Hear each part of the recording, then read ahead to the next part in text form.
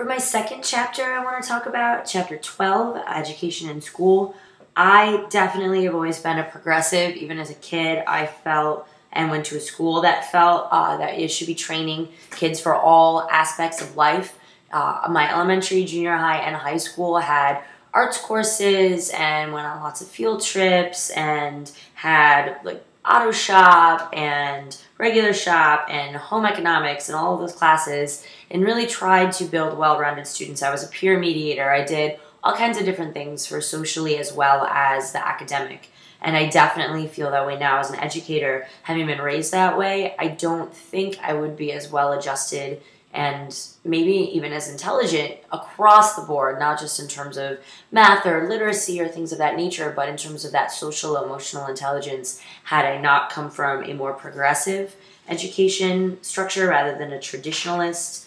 And I also found the section, find it, on private versus public schools really interesting, because when I was going into high school, my mom basically had read a lot of these statistics about how private schools had a lot higher graduation rate and in terms of getting into college and things like that. And she pushed me to apply to a lot of private schools, and I got into one on a full scholarship, and much to her complete horror, I refused to go.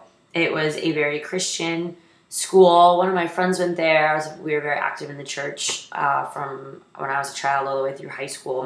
My family still is. But I didn't feel right. I've always felt this really intense connection to public education. My dad's side of the family are all public educators, and I really believed in public education and the variety and diversity, not just of people, but of classes and exposures that you got there. I also experienced, not through myself, but through some of my friends and family, the issues with truancy and dropping out. When I was in high school, my younger cousin dropped out of 8th grade, and that was really hard for me to understand why he would want to do that.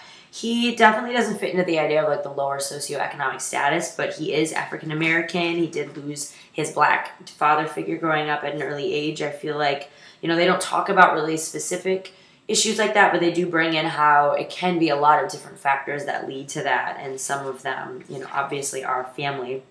And quickly, lastly, I want to talk a little bit about the factors of failure. I definitely see where they're coming from. I went to a school with a magnet program, so I did not really come from that place, but there are definitely subcultures within the school, like the Native American Studies program, that had really low graduation rates and were kind of constantly chastised. In the school I worked at in Brooklyn, was constantly chastised, but I felt like it had a lot to do with the high class sizes and the lack of support within the community or the school amongst like peers and maybe with resources that I felt like really contributed rather necessarily than the teachers or the school structure itself.